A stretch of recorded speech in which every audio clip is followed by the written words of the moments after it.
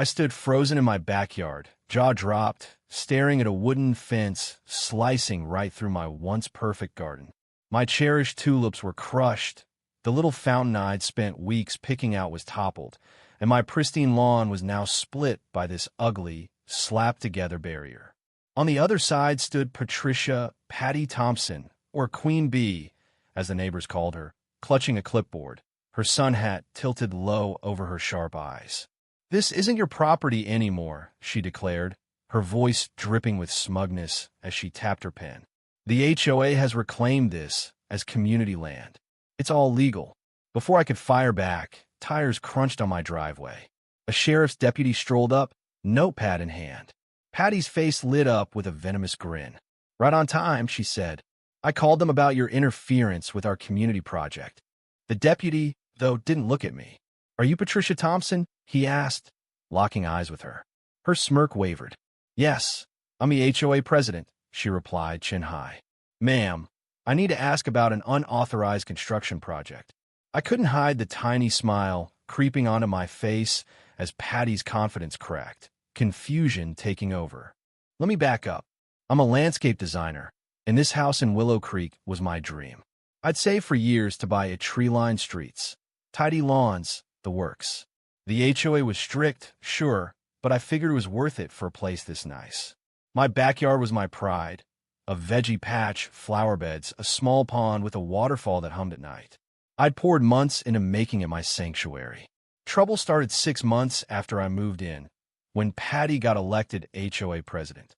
She hit the ground running, patrolling daily, measuring grass with a ruler, slapping violation notices on doors for things like a slightly crooked mailbox or a VY Cybele garden hose.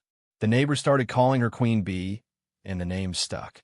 I stayed under her radar at first. My yard was flawless, my trash cans hidden, my house painted in HOA-approved beige. But then I caught her at a community meeting, droning on about a beautification project to boost property values.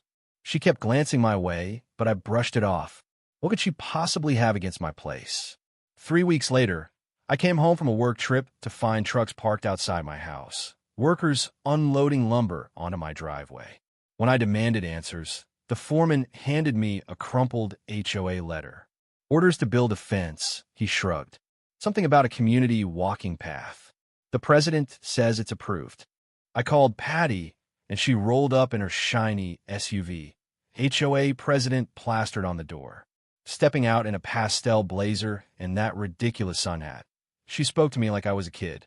"We've re-VYEU'd old neighborhood maps," she said, while VYing a folder but not letting me see it. "This part of your yard is a common area from the original plans. We're just taking back what's ours." When I asked for proof, she snapped, "The board approved it.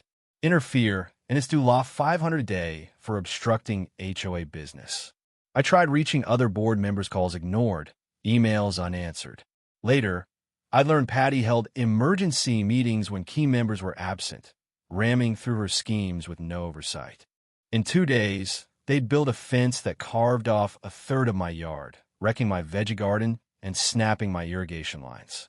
Patty even had a sign bolted to it, "Willow Creek Community Path, sponsored by your HOA." I wasn't letting this slide. I called a land surveyor, Tom Harris, who showed up with gear and county records. After hours of measuring, he was crystal clear.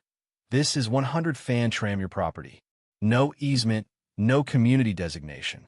They've encroached 25 feet at the widest point." Armed with his report, I gathered my deed, plat maps, photos of the damage, and set up security cameras in case Patty tried anything else. That night, Patty sent a neighborhood email announcing an HOA meeting to celebrate the path's first phase in her plans to reclaim other yards. My blood boiled. I wasn't her only target. I was just the first. At the meeting, held in the community clubhouse, Patty stood at a podium, her PowerPoint flashing before and after shots of my yard, crowing about turning wasted space into a community asset. A few board members nodded, but others squirmed when she claimed she'd negotiated with me. When the floor opened, I stood, folder in hand, and the room went dead quiet. "I'd like to know," I said, voice steady.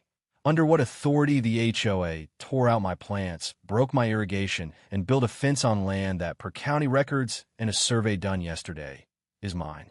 Patty's smile didn't budge, but her grip on her gavel tightened. As I've explained privately, she said, we have documents showing it's community property. Then show them. I shot back, loud enough for all to hear. I've got my deed, the plat map, and a survey saying otherwise. Plus, photos of Lot 3,000 in damage. Whispers rippled through the crowd. Patty banged her gavel, ending the cue va. Hey, we'll handle this privately, she hissed as she stormed past. You're making a huge mistake. Next morning, I hit the county permit office and my lawyer, Sarah Coleman, a pro at property disputes.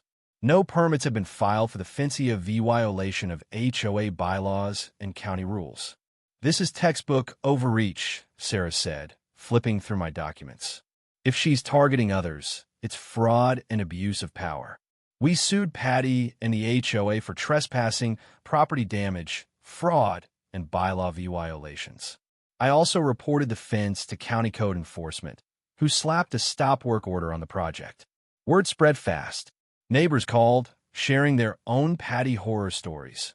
Fines for a too-tall fence despite prior approval, a denied medical ramp for a disabled spouse, even Patty sneaking into yards to snap violation photos. Board members finally spoke up, admitting she'd forged signatures and acted without approval. The county dug deeper, and it got uglier. Patty had falsified invoices, funneling HOA funds to her brother-in-law's construction company, without bids or board consent, a clear conflict of interest. The showdown came on a Saturday. I was in my yard with Sarah when Patty roared up, while VYing papers. I've got proof this is community land, she yelled, and I'm countersuing you for defamation. Before Sarah could respond, a sheriff's car and a DA's vehicle pulled in. 2 deputies and a woman in a suit approached. Patricia Thompson, a deputy, asked. Patty straightened her hat. Yes, I'm the HOA president. These people are trespassing. The deputy handed her an envelope. Court order to remove the fence within 48 hours. The DA's rep, Leasing Gwynn, stepped up.